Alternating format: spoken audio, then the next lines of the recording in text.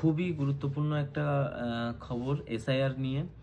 যারা যারা নতুন ভোটারের জন্য আবেদন করেছিল, অর্থাৎ ফর্ম 6 যারা ফিল আপ করেছিল, তাদের কিন্তু নাম চলে এসছে, কিন্তু যারা যারা রিজেক্ট হয়েছে তাদের কিন্তু নাম আসবে না। প্রথমত আমি আপনাদেরকে বলে দিচ্ছি, যারা যারা ফর্ম 6 ফিল আপ করেছিল বা তোমরা যারা ফর্ম 6 ফিল আপ করেছিলে, তারা কিভাবে বুঝবে বা তাদের যারা বিএলও আছে তারা কিভাবে বুঝবে। এই যে আমার কাছে আছে ড্রাফট ভোটার লিস্ট, যেটা 2025 ডিসেম্বরে বেরিয়েছিল। এই ড্রাফট ভোটার লিস্টের একদম শেষ যে সংখ্যাটা, মানে শেষ সিরিয়াল নাম্বার, সেটা হচ্ছে আমার এখানে আছে 841।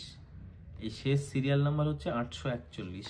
এবার আমি দেখাবো যে কাদের কাদের নাম এখানে অ্যাড হয়েছে। প্রথমত যারা যারা ফর্ম 6 ফিল আপ করেছিল, বেশিরভাগই কিন্তু রিজেক্ট হয়েছে, কারণ তাদের মধ্যে কিন্তু একটা নির্বাচন কমিশন একটা সুযোগ দিয়েছিল যে এদেরও নাম এসআইআর এর চূড়ান্ত ভোটার তালিকায় থাকবে।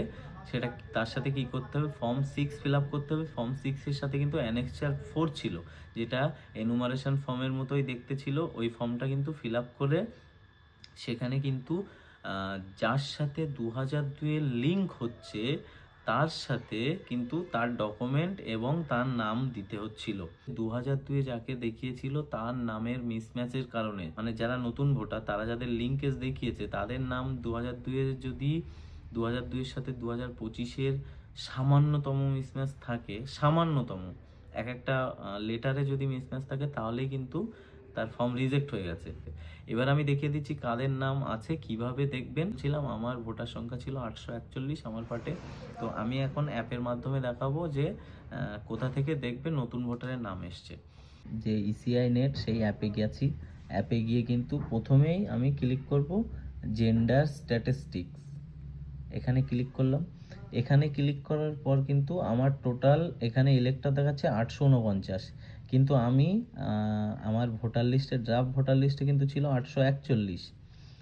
এবার আমি এখানে ক্লিক করব। এখানে কিন্তু আমার টোটাল 849 ভোটারের নাম চলে এসছে। এবার আমি একদম শেষে যাব, যে এই যে আমার শেষ ভোটার ছিল 841, এখানে এই যে সবাই দেখতে পাচ্ছ 841। এই 841-এর পর কিন্তু যে কজন এসছে 842, 43, এরা কিন্তু সবাই new voter, form 6 fill up করেছে। তো এদের নাম কিন্তু অ্যাড হয়েছে এবং এরা কিন্তু অবশ্যই এসআইআর এর চূড়ান্ত ভোটার তালিকায় থাকতে চলেছে।